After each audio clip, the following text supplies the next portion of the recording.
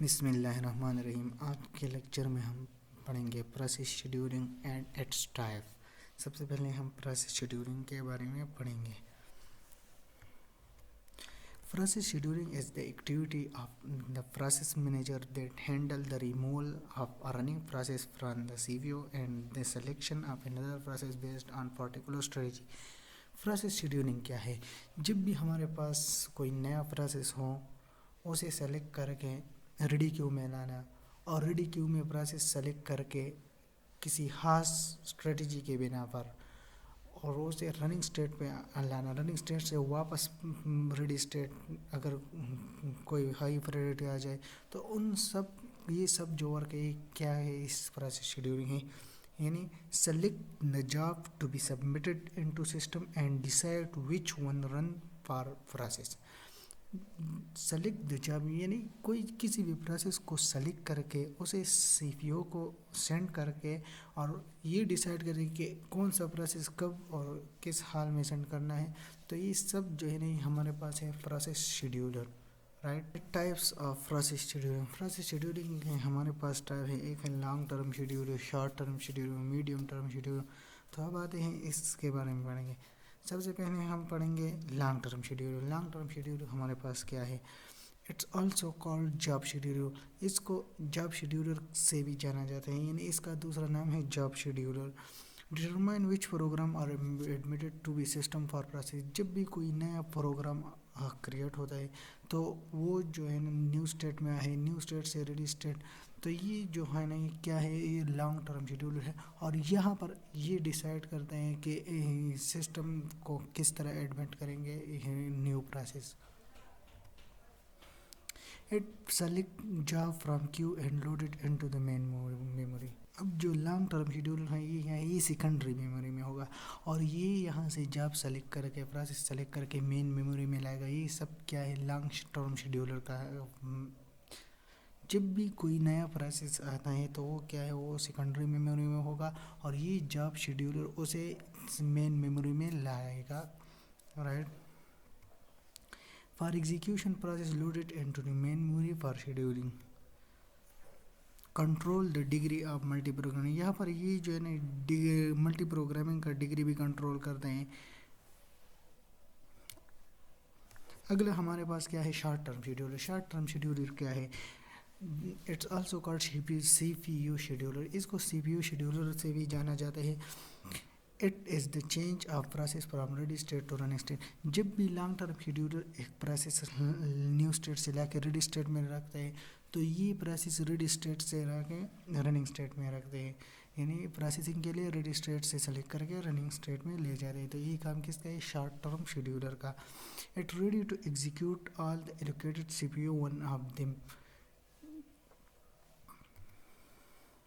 It also known as dispatcher because it take decision of which process execute next।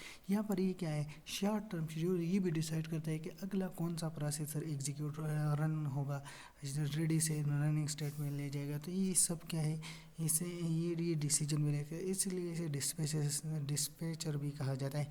यहाँ पर ये ऐसा भी कर सकते हैं अगर एक प्रोग्राम रनिंग स्टेज पर हो, रनिंग स्टेट पर हो और वहाँ पर हाई प्रायोरिटी वाला प्रोग्राम आ जाए तो यहाँ पर ये उस प्रोग्राम को बैक करके और वो हाई प्रायोरिटी वाला रनिंग स्टेट पर लेगा, उसे बैक टू रेडी क्यू करेगा, राइट। तो ये सब क्या है? ये है शॉर्ट टर्म शेड्यूलर का work. It faster than long term scheduler. ये जो है ना ये फास्टर है लॉन्ग टर्म शेड्यूलर से, ये फास्ट वर्क करता है। अगला हमारे पास है medium term scheduler, right. Medium term scheduler का when a running process can become suspended which make an IO request, this is medium term scheduler. अगर कोई प्रोसेस रनिंग स्टेज पर सस्पेंड हो जाए, किसके लिए? IO रिक्वेस्ट के लिए। वेटिंग ब्लॉक स्टेट में जाएगा रनिंग स्टेट से, राइट। अगर ये प्रोसेस IO रिक्वेस्ट मांगे तो ये जो मीडियम टर्म शेड्यूलर क्या है? उसे रनिंग स्टेट से जो ब्लॉक से वेटिंग स्टेट है उसे ले जाने का जो है ना इसे हम मीडियम टर्म शेड्यूलर कहेंगे। A suspended process cannot any progress toward completion अगर कोई भी प्रोसेस IO रिक्वेस्ट पर हो तो बिल्कुल भी कंप्लीट नहीं होगा, यानी फिनिश नहीं होगा, एग्जिट नहीं होगा। ये इससे सीधे जाके रेडी क्यू में जाएगा, रेडी क्यू से दोबारा रनिंग पर, और रनिंग से फिर फिनिश होगा, right. Suspended process should be move to secondary memory, right. यहाँ पर सस्पेंडेड प्रोसेस जो है ना, ये मेन मेमोरी में डायरेक्ट नहीं जाएगी, नहीं डायरेक्ट रनिंग पर नहीं जाएगी, ये किस में जाएगा, सेकेंडरी स्टोरेज में। अब आते हैं यहाँ पर डायग्राम की तरफ। यहाँ पर आप देख सकते हैं माउस की तरफ, न्यू स्टेट से रेडी स्टेट, जब भी कोई प्रोसेस क्रिएट हो जाए और वो न्यू स्टेट से रेडी स्टेट पे आ जाए, तो ये सब काम कौन देखता है, लॉन्ग टर्म शेड्यूलर, राइट। अब अगला हमारे पास है रेडी स्टेट से रनिंग स्टेट तक, या रनिंग स्टेट से बैक टू रेडी स्टेट। तो ये काम क्या है, और या रनिंग स्टेट कंप्लीट भी, ये भी है शॉर्ट टर्म शेड्यूलर। अगर यहाँ पर रनिंग से वेट ब्लॉक भी आ जाए, ये भी शॉर्ट टर्म शेड्यूलर है, राइट। वेट से यहाँ पर, लेकिन अगर वेट ब्लॉक सेकंड पुल हो जाए तो ये सेकेंडरी मेमोरी में थोड़ा जगह सेलेक्ट करते हैं, और उस जगह पर सस्पेंडेड, जो हमारे पास सस्पेंडेड प्रोसेस होते हैं ना, वो उसे वहाँ पर ले जाते हैं। तो जो भी प्रोसेस वेट ब्लॉक से यहाँ पर आते हैं तो वो मिडल टर्म शेड्यूलर होगा।